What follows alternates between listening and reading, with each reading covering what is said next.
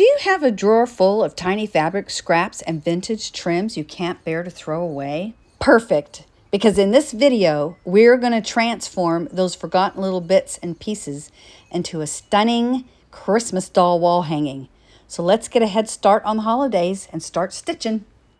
I cannot believe that 6 months from today is Christmas. Boy, this year has flown by. It seems like the older I get, the quicker time goes.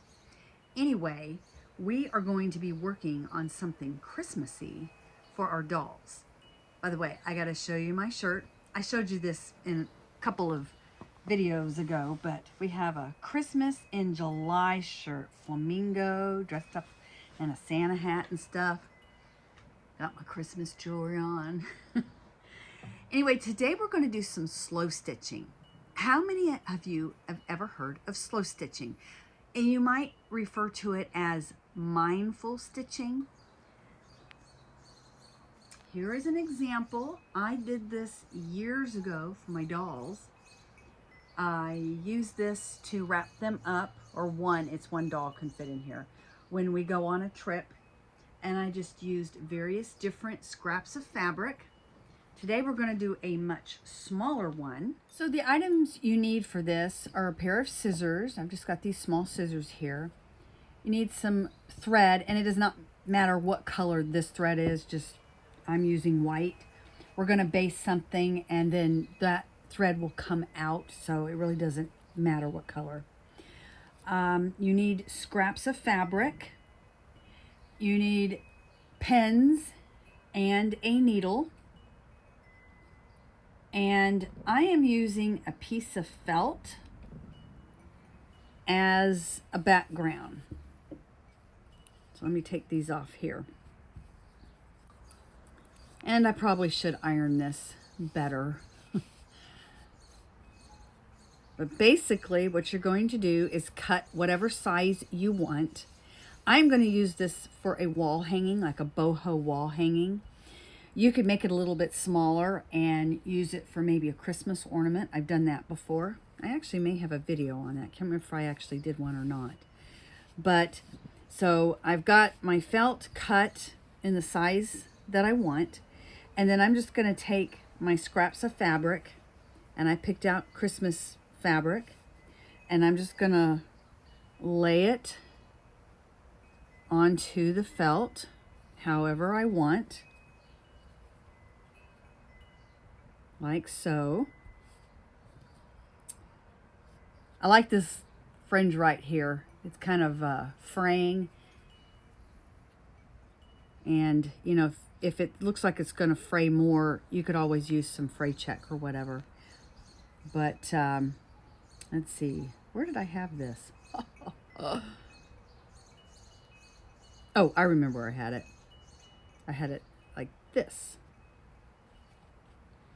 Later on, if you wanted, you could add other embellishments, maybe buttons, trimming, just whatever. I know with the blanket that I have beads. I have letter beads. This I did years ago. I just put that on there. And I found this little children's bracelet on the beach. So I just sewed that on. So you can make it your own. Now, the next thing you're going to do is you're going to take some pins and just pin your design down. And then I'm going to baste this. Now, that is going to eventually come out. You're just basting it down so things don't slide away. Let me get these pinned down and then I'll show you what else you need. So I have this all pinned down how I want it. I picked out some thread. This is just embroidery thread. And I've got kind of Christmas colors. We have kind of a burgundy red, white, and then this green. I was going to try to do a green like this, but I wanted to show up. So I did a lighter green. And need to find my needle in here, and I'm just gonna thread my needle with this. Where's the end? There we go. I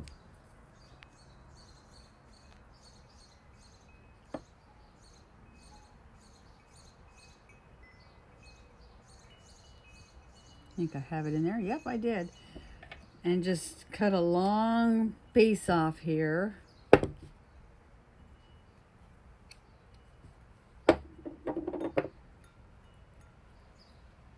And like I said, I'm just basting. This is something that's going to come out at the end. But I am going to tie a knot. And the way I tie a knot is I just wrap it around my finger. Like that. I hope you saw that. I'm going to show that a little later on again when I use my embroidery thread. And you might be able to see it better then because that'll be thicker thread. Okay, so basically all I'm going to do right now is just base this down so I can get rid of these pins. And there'll be big stitches, which is fine. You will not see those when you're done, but I'm going to go ahead and do this off camera, and I'll be back to show you what I do next. All right, I've got everything stitched down and the pins out so I don't hurt myself, stick myself with the pin. And these slipped a little bit, but that's okay. I'm probably going to put like a little button or something in some of these areas. But this is not, if you're looking for perfection, this is not the project for you. Just say. This actually is supposed to look a little imperfected. And the easier you let it be, the more benefit you will get from this. Because it's not just a benefit of having something to show, you know, after your work, but it is supposed to be relaxing. Mindful stitching or slow stitching is supposed to be a relaxing project to do.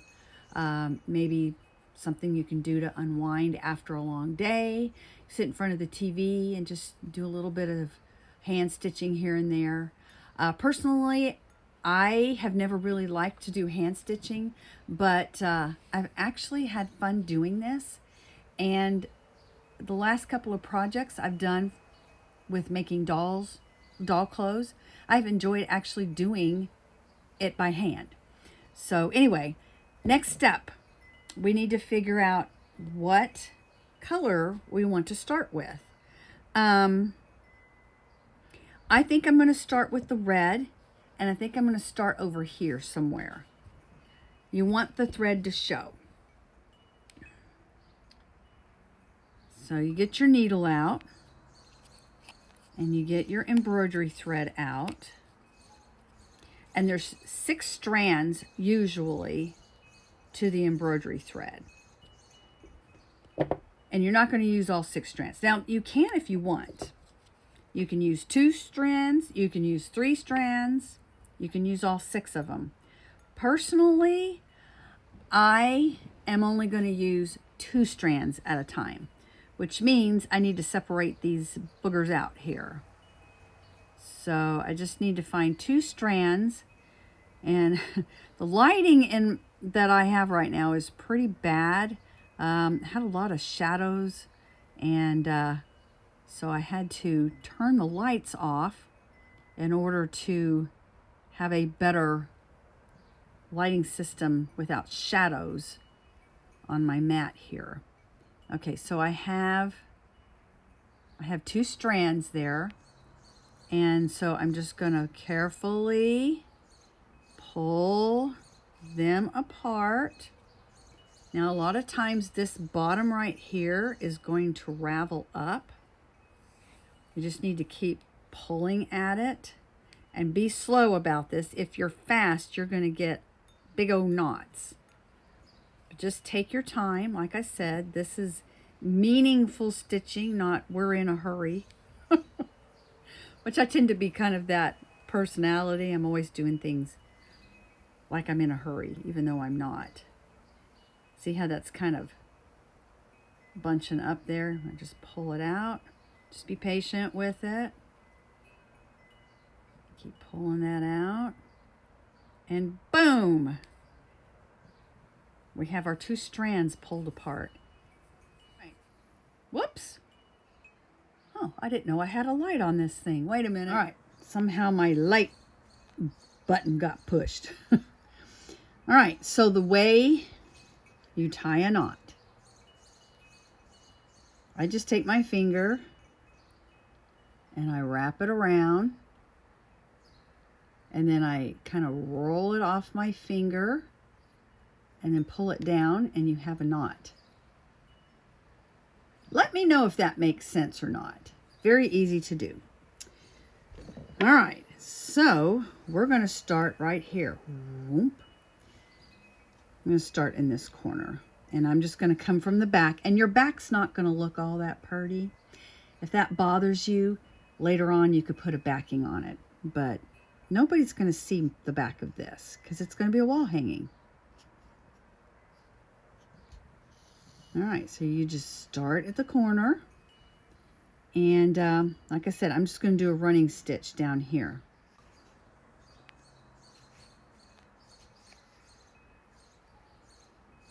And if you want your stitches to be even, make them that way. If it doesn't matter to you, make them that way. This is your project.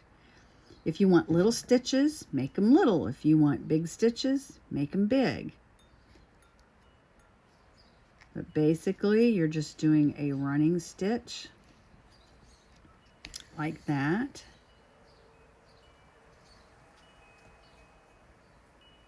So you go in, going in, and then I'm coming back out.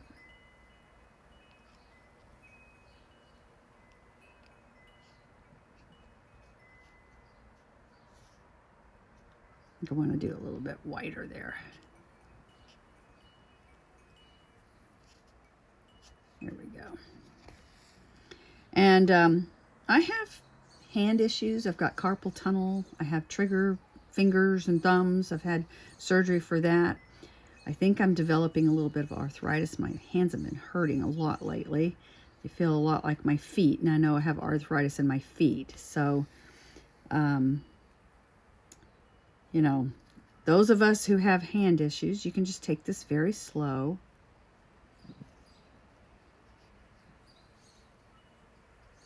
And I can't use a thimble.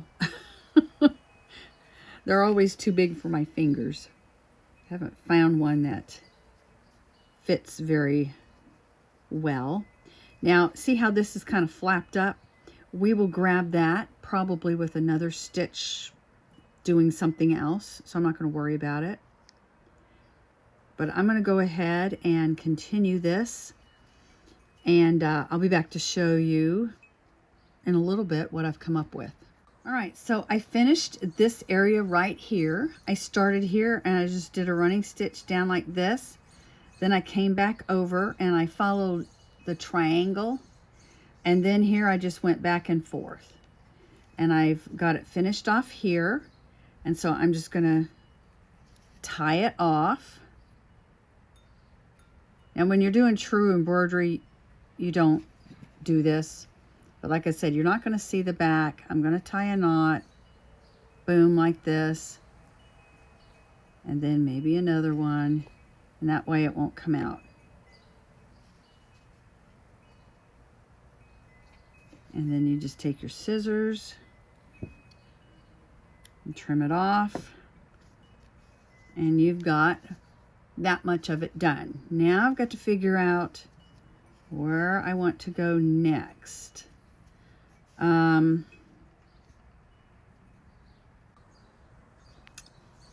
think I'm going to continue with the red, and I want to tack this fabric down here a little bit better. So I'm going to go ahead and finish off with this little bit I have left here. So I just want to show you what I'm doing now. I've done some running stitches here. I did a running stitch, so went all the way around here, came crossed here, but now I'm doing X's. And I'm going to do X's along this seam here. By the way, I just wanted to tell you where this fabric came from. This right here actually was part of an old sheet. It was the hemming part, the very edge. It just started ripping off. Very old sheet. I love the fabric on it, so I kept it. But that's what that is just the end part of where it was hemmed. All this other fabric just came from various projects. I don't really remember where this came from. This I remember making a Christmas vest with, and this I think I made a dress for my daughter. But let me finish with the X's here. Let me see if you can see what I'm doing. It's kind of hard to tell with this background, but basically I'm just coming up, and then I'm going to cross over like that. Boom. And then I'm going to go on the other side. Hang on. There. My eyesight's not the best either, so I have to kind of put it way up close sometimes for me to see what I'm doing. But see how I made the X? And notice they're not perfect, and that's okay. It's kind of almost like, I think it's something called like chicken scratch. I think that's the name of some type of embroidery. I'll have to look that up and make sure I'm right, but it does look like chicken scratch. Let me finish this up. All right, I've got that part finished.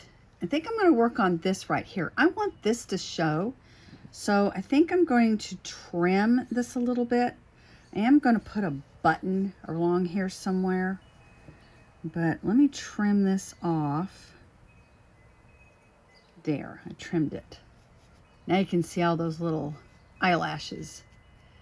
Now I think I'm going to take white and start using my white thread along here. All right, I'm done with the white. Basically what I did, I just did a running stitch here, and then I just made some little ununiform little, I don't know what you call those. Just went back and forth this way. And I made sure to grab this fabric so it would stay. When I got here, I had 3 pieces of fabric to go through. And then I just brought it on around a little bit and met up with all my little X's there. So now, I should probably take some more white and do this. I think I'll do that. But I need to put the green in. So I think that's what I'm going to do, is take this green and just do a running stitch and maybe go back and forth and back and forth. I haven't decided. Let's see what happens. All right, I've got everything stitched down good enough to be able to take these basting stitches out. They are starting to get in the way. So I'm just gonna be very careful and go clip them, and then I can just pull them out. But you want to make sure that you're clipping the basting stitch and not your slow stitches that you just got finished doing. See them better over here. See, here's the back. It's not all that pretty, but it's okay. Because you could do one of 2 things. For one thing, what I'm using this for, nobody's gonna see the back. But you could use these for like coasters. And if that was the case, what you could do is just take another piece of fabric and put it on the back, okay? Let me clip all these off and I'll be back in a second. All right, I have all the threads pulled out. Now I'm looking for buttons to put on this. I have a whole bunch of gold buttons, but they're all shank. Well, not all of the gold buttons are shank. This one wasn't. I really like this button, but I think it's a little small. You can't really tell. Now, if I had 3 of them, I could maybe do like a combination of the 3 together, but I don't have that. Now this button, I want to maybe stick with gold just because it's Christmas. And I have a whole bunch of these.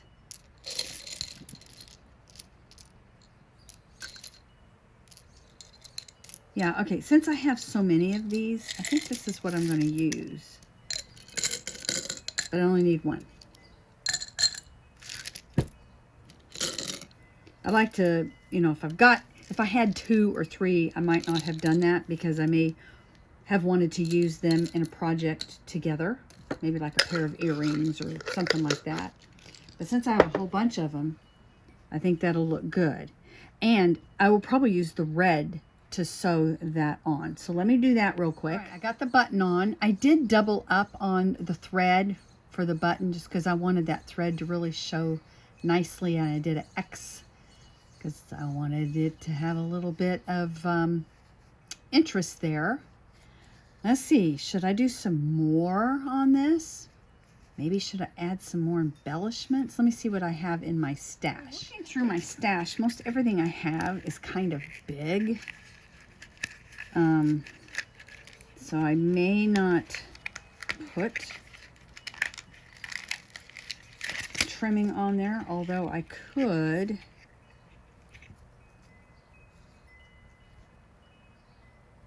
Sure would finish it off nicely. Huh.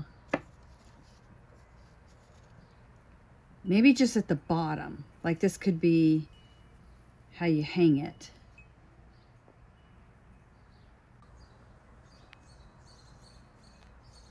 I'm going to set that aside. I might put that on the bottom. What I could do is a blanket stitch all the way around. Now, I've never done a blanket stitch. I'm going to go on YouTube and check out how to do that. So I'm not for sure if I can show you how since I'm learning myself. We'll see. But let me go do some investigating and maybe I'll do a blanket stitch all the way around, or maybe just at the tops and the sides and then put that at the bottom. All right, I have it all finished. I love the way it turned out. I did wind up doing a blanket stitch. It's not the best. Like I said, I'm still learning. And I just went and Google searched, well, YouTube searched how to do a blanket stitch and followed the instructions there. This is what the back looks like. Not pretty. If that bothered you, you could just take another piece of fabric and put it on the back and then sew it. I'm not going to do that. I'm going to save this for another project. So what can you use this for? Well, as I said before, I'm using this for a little wall hanging for my doll for Christmas. You could use it as a pocket, maybe on a little dress for yourself or a child, or maybe on a skirt or something. You could actually, without the button, use it for a little coaster. I think they call them a mug rug. Now, if I was to do that, I would put a backing on that. Would sew a backing on it. I also probably would not have used this right here, only because I'm not for sure how well it would wash in the machine. So if you do mug rugs, make sure you use items that you could toss in the washing machine. But anyway, that is my little Christmas in July video.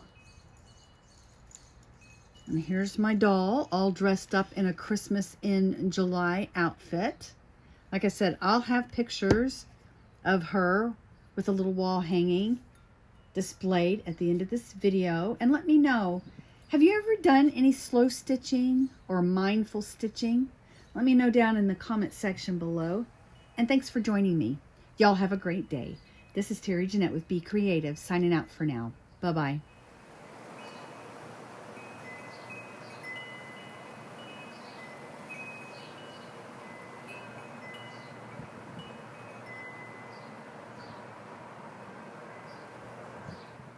And by the way, if you're interested on how to make these little Christmas tree ornaments, I actually have a video about that. I'll leave a link at the end of this video so you can check that out.